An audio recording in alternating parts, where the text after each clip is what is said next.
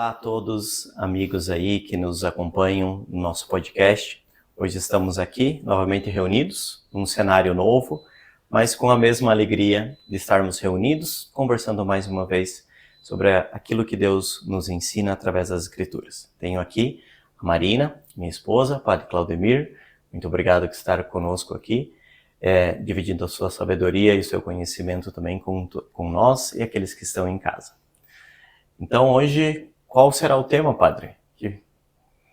Bom, em primeiro lugar, eu agradeço pelo convite, por essa oportunidade de falarmos àqueles que nos acompanham nestes episódios, falando sobre a liturgia, sobre a oração, sobre teologia, sobre tantos os temas, mas de modo especial, acho que nós precisamos falar sobre um tema bastante importante e vital para a igreja, que é a liturgia.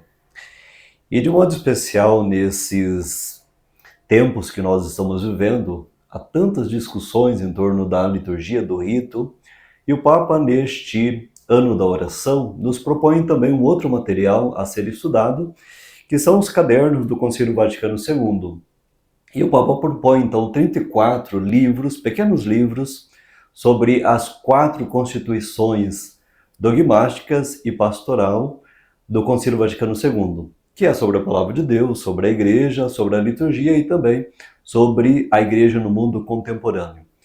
Então, pensamos que seria conveniente, nesses nossos episódios, falarmos também sobre a liturgia, entender melhor, entrar nesse mistério da liturgia, que está também dentro do mistério da Igreja. Nós também trouxemos aqui um outro livro, que é este daqui, que é A Beleza da Liturgia, né, que é lá do Secretariado Nacional de Liturgia de Portugal, né, Padre? Isso. Que ele é um livro de perguntas e respostas, né, que explica algumas partes da missa, quer dizer, que explica toda a missa aqui, e que também vai nos auxiliar nesses nossos encontros. Bem, Padre, então, algo que acho importante e que nos dias de hoje nós percebemos bastante, né, que é essa discussão do Concílio Vaticano II. Né? Nós temos aí pessoas que são totalmente contra, pessoas que defendem, e começa, né, toda essa discussão do que foi esse concílio, se ele realmente foi um bom concílio para a Igreja, e principalmente o que chegou até nós sobre esse concílio. Né?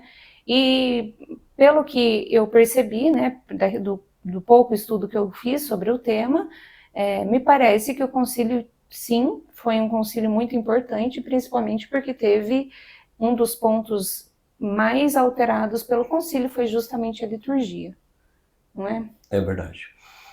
Olha, todos os concílios, Marina, eles trazem consigo uma parte positiva e uma parte de desafio. Não vamos dizer aqui que os concílios propõem algum ponto negativo, mas, de certa maneira, os concílios, bem diferente do Concílio Vaticano II, afrontaram temáticas difíceis, heresias, momentos históricos complicados. Por exemplo, quando a gente pensa no concílio lá no início da Igreja, que apresenta como dogma, define como dogma, a maternidade de Maria como mãe de Deus, a Theotokos. A gente confronta aqui uma realidade das deusas, das mulheres, das mães pagãs. E de repente a gente apresenta aqui Nossa Senhora como aquela que gera o próprio Deus feito homem. Então, obviamente que a gente tem aqui um cenário de um costume, né? E as pessoas que acreditavam também em outros deuses, acreditavam também nas deusas pagãs.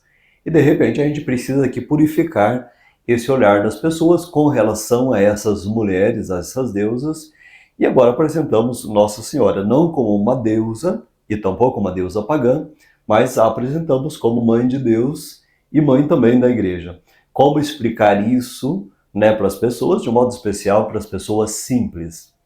Então aqui nós precisamos pensar 3 grandes blocos. O primeiro bloco é os concílios que aconteceram no primeiro milênio. Lá no primeiro milênio, nós temos as definições da Trindade, nós temos as definições cristológicas em torno de Maria. E é interessante que quando a gente vai estudar a liturgia naquele momento, Eles, por exemplo, ensinavam o povo de modo muito simples. Por exemplo, quando iam fazer o sinal da cruz, ele uniam os 3 dedos, né? Dizendo que Deus é uno, mas é trino, Pai, Filho e Espírito Santo. E assim traçavam sobre o corpo o sinal da cruz, né? Ou seja, ensinando a verdade do concílio que Deus é unitrino, e depois 2 dedos recolhidos na mão, que eram as 2 naturezas de Jesus. Uma pessoa, mas que era verdadeiramente Deus e verdadeiramente homem. Depois a gente poderia aqui pensar no segundo bloco, que é o segundo milênio, e gira em torno das controvérsias eucarísticas. Como entender que Jesus está presente na sua alma, na sua divindade, no seu corpo, sob as espécies eucarísticas? Uma criança pergunta ao Papa Bento XVI, minha catequista diz que Jesus está presente na sua divindade, no seu corpo, na sua alma, na espécie eucarística. Mas como isso eu não vejo, né? E daí o Papa sorri e explica para essa criança que o que nós vemos são os acidentes. Aqui vamos usar uma terminologia da filosofia. Vemos os acidentes, vemos aquilo que é exterior. Vemos aspecto de pão, aspecto de vinho, gosto de pão, gosto de vinho, gosto, cheiro de pão, cheiro de vinho. É isso que uma pessoa vê, é isso que uma criança vê. Porém, precisa da fé, precisa de um discernimento para contemplar a substância. E aqui o outro aspecto, aquilo que é Cristo escondido naquilo que nós vemos exteriormente.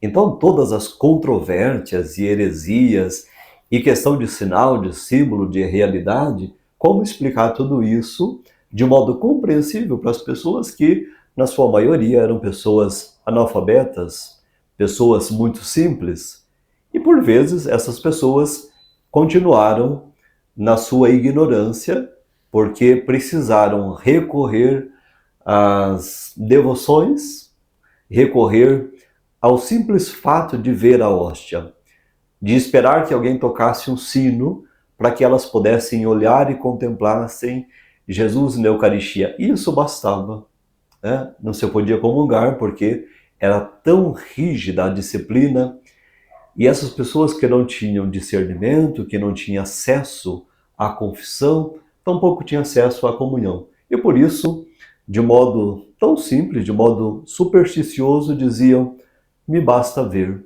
me basta contemplar e adorar, e sei que não vou morrer, e se morrer estarei no céu. Tanto é que o Concílio de Latrão vai precisar obrigar as pessoas a se confessar uma vez ao ano pela Páscoa e comungar uma vez ao ano pela Páscoa. Que é, inclusive, até hoje isso está ativo, estipulado, né? Estipulado. Sim. Então seria correto até então pensarmos que esses últimos concílios aí do segundo milênio também deram mais acesso ao povo cristão aos sacramentos, colocaram um pouco mais próximos a igreja, os sacerdotes também do povo. O fato é que o segundo milênio começa a sistematizar, começa a apresentar a fé, a teologia, a liturgia, a Bíblia, de modo científico. Ou seja, é preciso sistematizar isso, é preciso ter um missal, um livro litúrgico, é preciso saber como celebrar, o que é a fé rezada, o que é a fé vivida. Ou seja, então aí a gente tem no século XI, XII, a sistematização dos sacramentos, né? Que aos poucos vai sendo ensinado, mas também é motivo de muitos conflitos, é motivo de muita desinformação para essas pessoas, né? Que nem era a época de internet, né, padre? Mesmo assim tinha essa desinformação. Exatamente, ou seja, as pessoas aprendiam isso de boca a boca, né? De explicações. Agora, será que a gente tinha mesmo um clero ou teólogos ou pessoas que tinham paciência de catequizar, pessoas que tinham paciência de falar para essas pessoas o que era a verdadeira fé, o que era a verdadeira liturgia? Me parece que não. Me parece que a gente tem aí definições conciliares, tem documentos, mas que não expressam, não são capazes de exprimir a extensão da fé. Sabemos o creio de cor, sabemos rezar de cor, porque as pessoas não sabiam latim, e aqui ou ali a gente encontra pessoas que decoravam as orações, mas que não sabiam o que significava, não sabiam o teor teológico, e tampouco eram levadas a viver no seu dia a dia a partir daquilo que celebravam, a partir daquilo que acreditavam. Nós poderíamos dizer que cada concílio, padre, ele vem para justamente fazer com que a fé seja vivida de forma mais profunda pelos leigos, por todo, não só os leigos, né, por todos os batizados? Com certeza. Os concílios são essa expressão da Igreja unida que deseja interpretar, deseja conhecer o mistério e é guiada sempre pelo Espírito Santo. É o Espírito Santo que nos mostra toda a verdade de Deus, a verdade de Cristo, a verdade da Igreja, que no final de contas é mistério. E portanto vem para nos iluminar. Então aqui a gente precisa pensar toda essa verdade de fé a partir de 3 grandes momentos. A fé revelada, que no primeiro momento ela é teologal, ela é perfeita, ela vem de Deus, ela vem do céu. Depois, a nossa maneira de responder a essa fé.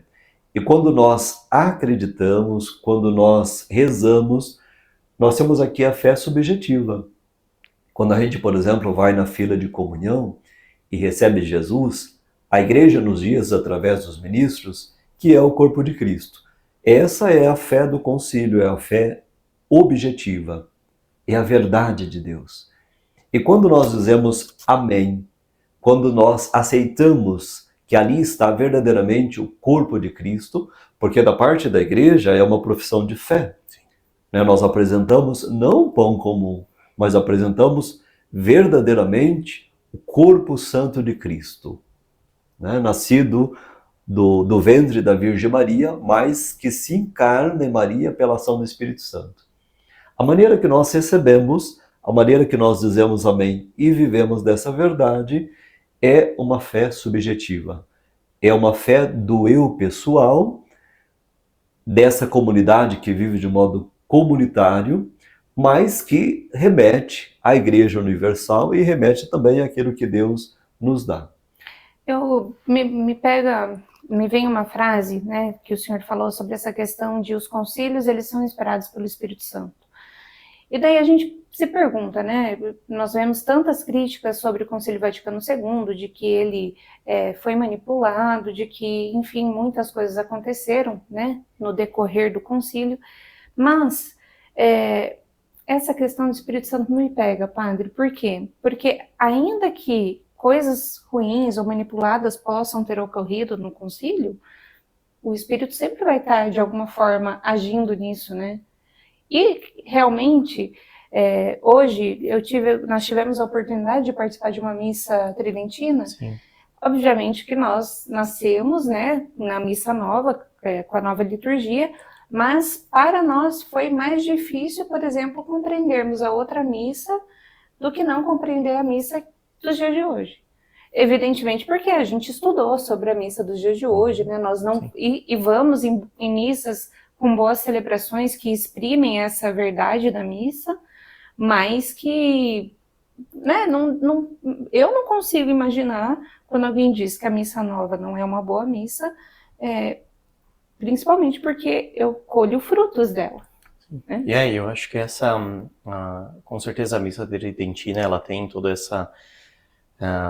esse mistério que eu acho que se coloca muito em evidência, que é o mistério de Jesus, do todo o altar, onde que o sacerdote, que é aquele que faz toda essa, que conduz, né, o santo sacrifício, mas a participação do fiel, ela fica muito, muito longe, né, fica muito distante. Então, eu acho que coloco até uma pergunta aí para o senhor. Os outros concílios, eles também eram tão criticados assim pelos fiéis, ou a gente que vê o Concílio Vaticano II, porque foi o último que tivemos, e aí está um pouco mais aflorado assim em todos os nossos corações, na nossa geração?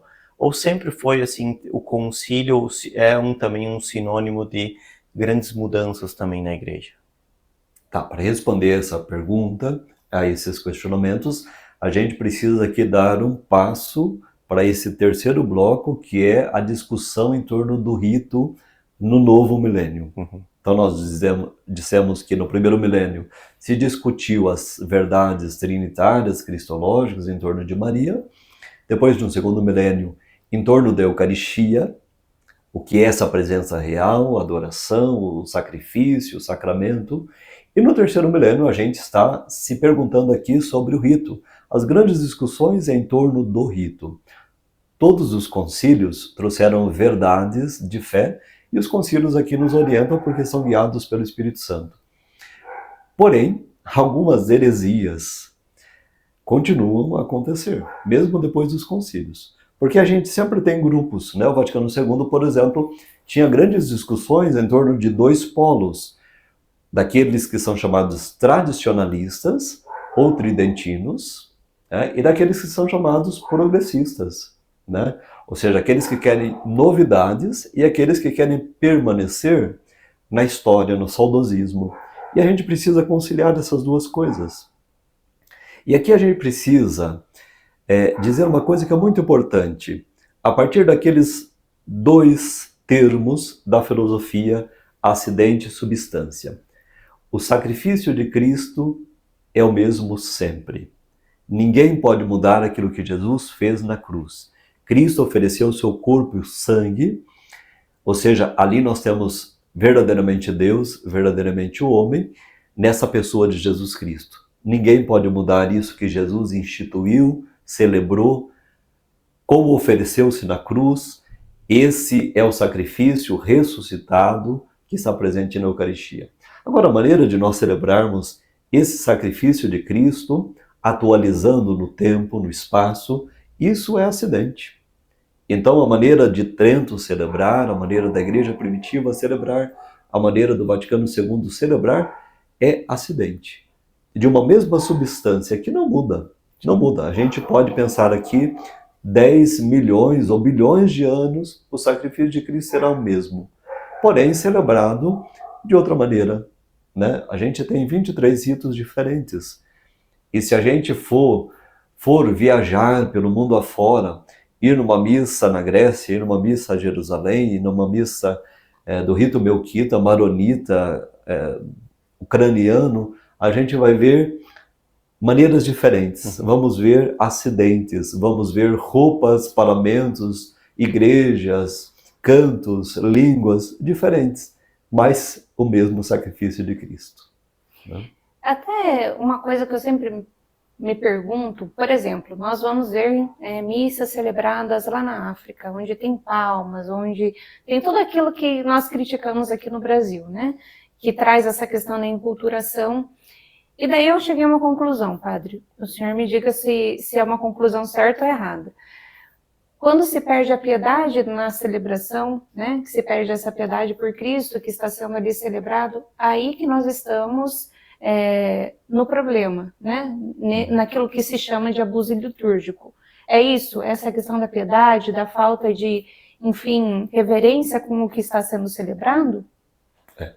O Concílio falou de enculturação, né? Justamente para pensar essas diversas culturas e essas maneiras diferentes de celebrar a missa.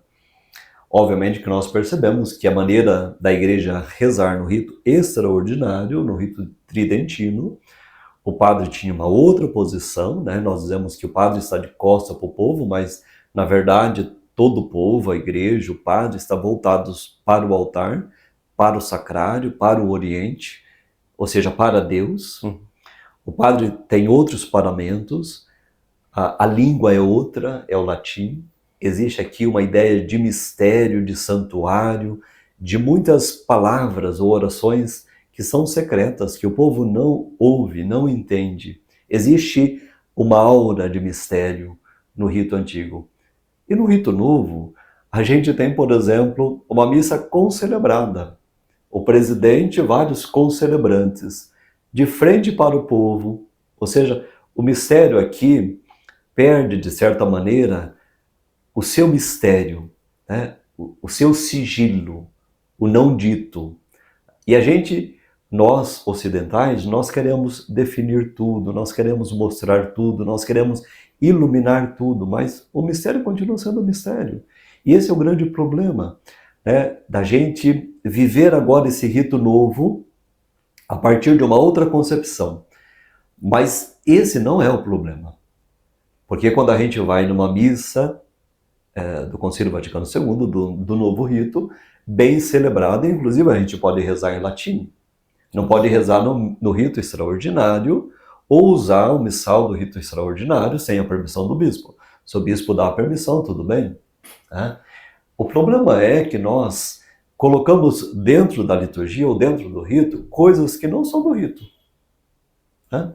Por exemplo, quando a gente coloca bateria, quando a gente coloca palmas, quando a gente coloca muito ruído, e eu não digo que isso seja ruim.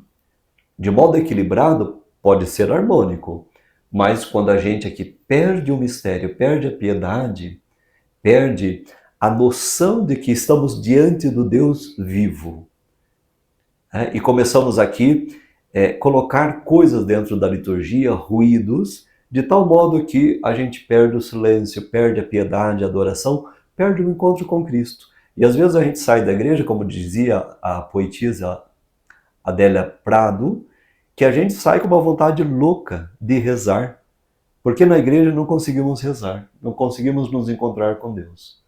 Então o problema é falta de formação litúrgica, teológica, falta de sensibilidade, de enculturação também nos nossos tempos. E é por isso que o Papa Francisco escreveu um documento, Desiderio Desideravi, dizendo que nós precisamos dar formação nas paróquias, dar formação ao povo de Deus, para de novo reencontrar a verdadeira liturgia da Igreja Católica. Bem, acho que temos muito o que falar nos nossos próximos então episódios. Eu acho que esse caminho então de desvendar então um pouco mais a liturgia e esses documentos então que o senhor citou vai ser a nossa trilha aí para os próximos episódios, aonde vamos estar então semanalmente compartilhando aí com todos um pouco mais aí dessa beleza que temos da nossa liturgia e também como podemos, igual o senhor falou, né, não sair da missa, né, com esse desejo de rezar, que seja então o local que é o local mais idôneo, o local onde que nós nos sintamos também plenos diante de Deus, de Jesus. Isso mesmo. Os nossos próximos encontros, então, vão ser, acho que, bastante evangelizadores, porque, olha, se tem dúvidas, as dúvidas são sobre a missa. Claro que temos dúvidas sobre Jesus, Nossa Senhora, tudo, mas pouquíssimas pessoas entendem o que acontece. Então, vamos ter um longo caminho pela frente. E pedimos a vocês, nossos seguidores que nos acompanham, que coloquem as suas dúvidas, né? Que nos ajudem também a gente percorrer esse caminho e que consigamos tirar as dúvidas de vocês, para que vocês também possam passar para os outros os ensinamentos e que a gente consiga evangelizar cada vez mais este mundo. O livro que você mostrava antes é também esse resultado, né, de pessoas que perguntavam aos teólogos em Fátima e eles responderam, e dessas respostas surgiu esse livro. Nós também podemos fazer uma experiência assim, né, responder as dúvidas de cada um de vocês e ao mesmo tempo ir conversando, dialogando sobre esse tema tão importante que é a liturgia. Obrigada, Vinícius, por estar aqui conosco, padre, e até o próximo encontro. Eu que agradeço, Vinícius, Marina e todos aqueles que nos acompanham. Deus nos abençoe. Amém. Amém.